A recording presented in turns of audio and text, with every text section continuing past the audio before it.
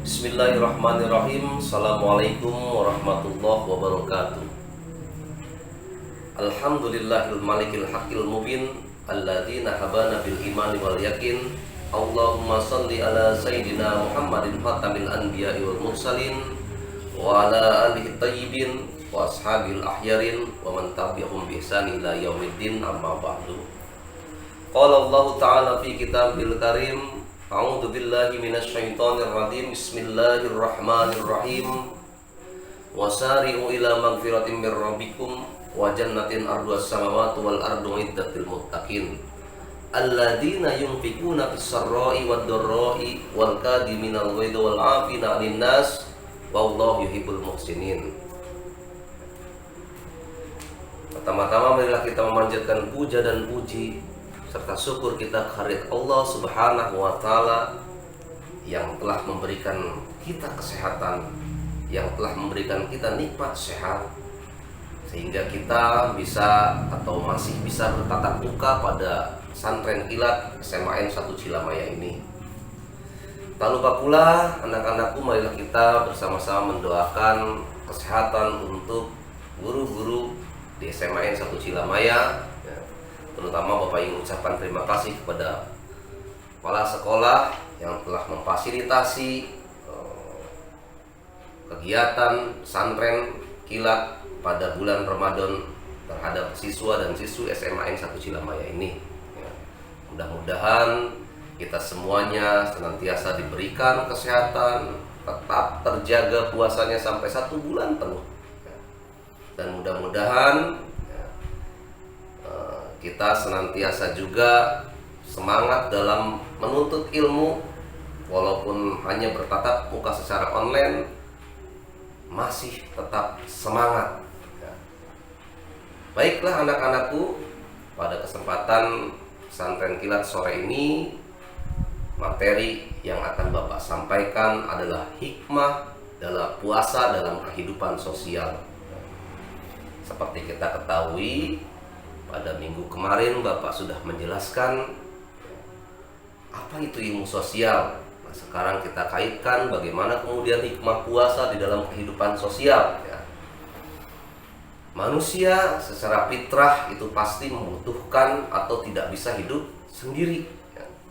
Itu dalam salah satu cabang ilmu sosial yang kalian pelajari di sekolah, yaitu mata pelajaran sosiologi, dikatakan bahwa manusia adalah makhluk sosial, sehingga kemudian kita tidak akan bisa lepas dari kehidupan sosial yang kita jalani di dalam lingkungan ataupun di dalam sekolah ataupun secara skala besar di lingkungan berbangsa dan bernegara. Kembali lagi ke tema, yaitu bahwa hikmah berpuasa dalam kehidupan sosial. Ketahuilah anak-anakku bahwa hakikat puasa, tujuan puasa yang Allah perintahkan kepada kita semuanya, bahkan kepada umat-umat sebelum kita, yaitu agar menjadi manusia yang bertakwa. Sebagaimana dalam firman Allah ketika misalkan mewajibkan kita puasa di dalam surat Al-Baqarah 183 dikatakan, ya ayyuhalladzina amanu kutiba alaikumus syamu kama kutiba alal ladzina min qablikum. Di ujungnya itu ada la'allakum tattaqun, agar kalian bertakwa. Menjadi pribadi takwa adalah menjadi idaman bagi kita semuanya. Kita di dalam menjalankan puasa pada Ramadan ini, walaupun banyak sekali tantangan, banyak sekali katakanlah musibah yang kita alami, tapi insya Allah semua itu bisa kita lewati. Nah, di sini Bapak akan menjelaskan 2 dimensi takwa atau 2 dimensi sikap yang lahir daripada ketakwaan seseorang terhadap Allah Subhanahu wa taala. Dimensi ini lahir, yang pertama adalah sebuah sikap kesalehan individu, Yang kedua adalah kesalehan sosial. Kesalehan individu itu berkaitan dengan hablum minallah. Hablum minallah itu adalah hubungan secara vertikal kepada Allah Subhanahu wa taala. Secara jelasnya bisa kita contohkan bagaimana kemudian kesalehan individu ini bisa Bapak contohkan bahwa ketika kita menjalankan ibadah atau puasa atau ibadah-ibadah lainnya yang kemudian telah diperintahkan oleh Allah, maka kita sudah membangun komunikasi dengan Allah secara vertikal, seperti contohnya seperti sekarang saat ini, yaitu menjalankan ibadah puasa ya. Kita sudah membentuk hablum minallah atau komunikasi secara vertikal kepada Allah dengan menjalankan perintah-perintah Allah. Tapi tidak cukup hanya membangun komunikasi dengan Allah ya, Allah juga menyarankan kita untuk membangun dimensi yang kedua dari takwa itu, yaitu terbentuknya sebuah sikap kesalehan sosial ya.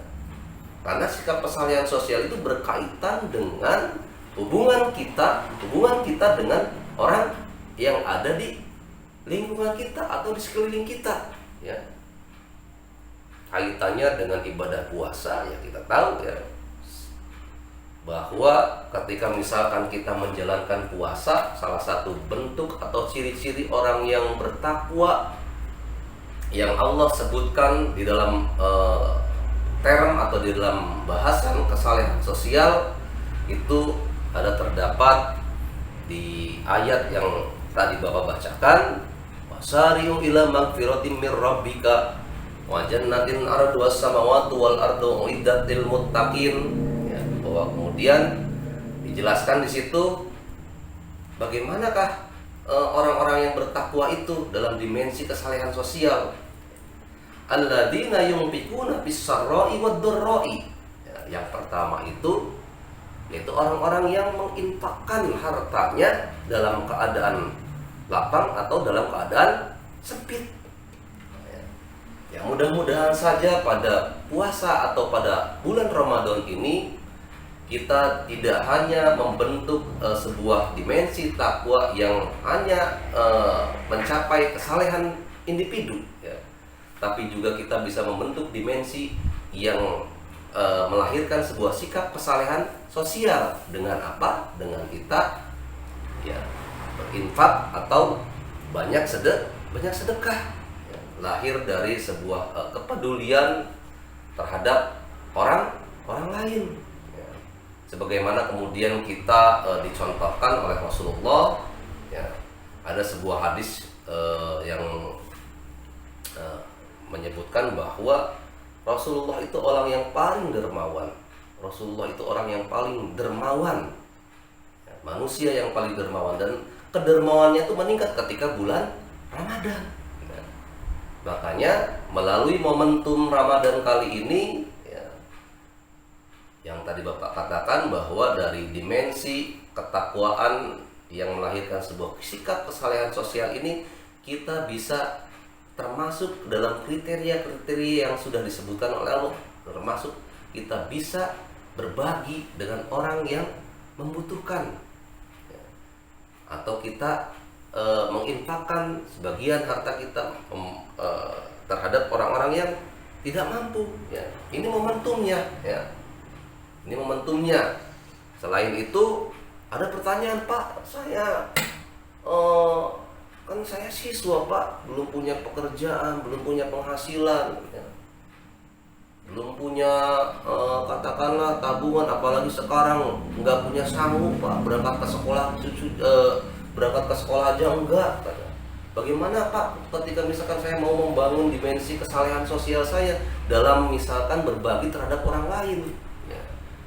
Nah, di sini juga Allah jelaskan ya, atau Rasulullah contohkan ya, bahwa kemudian tidak hanya harta yang kemudian kita sedekahkan atau kita infakkan ya. Nah, ini berdasarkan riwayat dari Imam Muslim ya, hadis riwayat Imam Muslim, bahwa ketika dulu itu ada sahabat Nabi yang katakanlah secara klasifikasi sosial dia kurang mampu atau bukan bagian dari orang-orang kaya. Ini dalam rangka fastabiqul khairat ya, atau bukan dalam mengklasifikasi sosial. Ada orang-orang yang dari golongan-golongan yang tidak mampu protes terhadap Nabi. Ya Rasulullah, katanya, orang-orang kaya itu sama mendapatkan pahalanya dengan saya. Mereka mengerjakan sholat, saya mengerjakan sholat, itu tidak jadi persoalan. Mereka mengerjakan puasa, saya juga mengerjakan puasa. Tapi ketika misalkan ada perintah untuk menginfakkan atau menyedekahkan harta, mereka mendapatkan pahalanya sementara saya tidak. Lalu Rasulullah bersabda bahwa kemudian sedekah itu ya, tidak hanya harta ya, tapi ya, kalimat tasbih, kalimat tahmid, kalimat tahlil itu juga bisa sedekah ya. Dalam pengertian secara jelasnya di situ dilanjutkan, amal baik yang kemudian itu bisa bermanfaat buat orang lain itu juga merupakan sedekah. Bahkan ada sebuah keterangan ketika kita senyum pun, dan senyum kita bisa membawakan kedamaian atau menyembuhkan kegalauan teman kita, itu juga masuk sedekah. Seringkah kita senyum terhadap teman-teman kita, terhadap orang tua kita, terhadap orang-orang di sekeliling kita ya. Jadi tidak ada alasan untuk kemudian kita menunda-nunda apa yang kemudian kita bisa lakukan, yang itu bisa membawa kemaslahatan buat kita ya. Nah, ciri yang kedua, lain tadi sedekah, ini dalam kaitan membentuk atau membangun kesalehan sosial dalam hikmah berpuasa dalam kehidupan sosial, yaitu wal kadhiminal ghaidh ya. Wal kadhiminal ghaidh itu orang yang menahan amarah atau menahan marah ya. Ini paling sulit sekali ya. Paling sulit sekali dilakukan ketika kita sudah berhubungan dengan orang lain, atau berhubungan dengan kelompok, atau berhubungan dengan orang yang tidak sama dengan kita ya. Dalam katakanlah kita clash atau kita mempunyai konflik, seperti misalkan contohnya mempunyai beda pendapat, orang yang lain menyakiti kita, orang lain misalnya kita kan sebagai manusia. Nah, ini dalam rangka momen puasa ini kan tidak hanya membentuk ketakwaan ya, tidak hanya kemudian kita dilatih agar menjadi orang yang muttaqin, tapi kita juga dilatih pengendalian diri kita, emosi kita dilatih, dan mudah-mudahan kita bisa melakukan itu ya. Wal kadhiminal ghaidh itu orang yang menahan amarahnya ya. Apalagi kalau di masa-masa sulit sekarang ini ya, mungkin kalian nah terutama ketika misalkan kita berinteraksi di dalam keluarga kita, jangan jauh-jauh ya, di dalam keluarga kita, seperti misalkan biasa anak-anak terhadap orang tuanya itu mungkin momen-momen puasa itu yang ditunggu-tunggu itu baju beduk atau baju lebaran ya.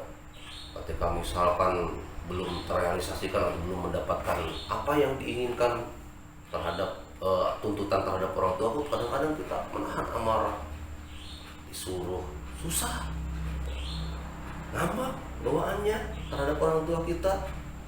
Nah, ini bagaimana kemudian kita bisa membentuk kesalehan sosial kita sehingga kemudian kita termasuk dalam orang-orang yang bertakwa, termasuk atau bisa mencapai derajat takwa yang kemudian itu menjadi hakikat puasa yang kita lakukan. Kalau kita tidak bisa membendung atau menahan amarah kita, menahan emosional kita ya. Terutama dengan orang yang beda dengan kita, orang yang katakanlah menyakiti kita ya. Nah, berkaitan dengan orang yang menyakiti kita, ada juga kategori dalam membangun atau membentuk sebuah kesalehan sosial, yaitu di antara cirinya yaitu wal afina 'anin nas ya. Yaitu orang yang mudah sekali atau suka sekali memaafkan terhadap manusia ya. Dan ini sulit sekali, sulit apalagi buat orang-orang yang baper ya. Orang-orang yang suka baper, bawa perasaan ya. Terutama ketika misalkan berinteraksi. Sekarang kan interaksi itu kan tidak hanya bertatap langsung di media sosial ya. Di media sosial ada orang nulis status yang bukan tentang kita kesindir, baper ya. merasa tersakiti, kemudian kita marah, muncul rasa marah, ya. Padahal itu belum tentu tertuju ke kita, ya. Nah itulah yang kemudian ya wal afina 'anil nas, yang terakhir wal afina 'anil nas ini ya, bisa diantara tiga hal ini bisa membentuk kesalehan sosial ya. Dimensi takwa yang kedua itu kesalehan sosial kita di dalam mencapai derajat takwa ya, derajat takwa yang kemudian itu menjadi tujuan atau hakikat kita menjalankan ibadah puasa. Mudah-mudahan saja apa yang Bapak sampaikan bisa membawa manfaat buat pribadi Bapak sendiri, ya khususnya ya umumnya buat kalian, ya. Dan mudah-mudahan juga kita selalu bisa menjadi orang yang senantiasa selalu memberikan kemanfaatan terhadap orang lain, ya.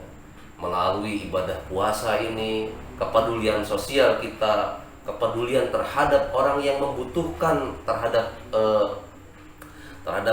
bantuan kita lebih bisa ditingkatkan lagi atau lebih peka lagi terhadap kehidupan sosial kita.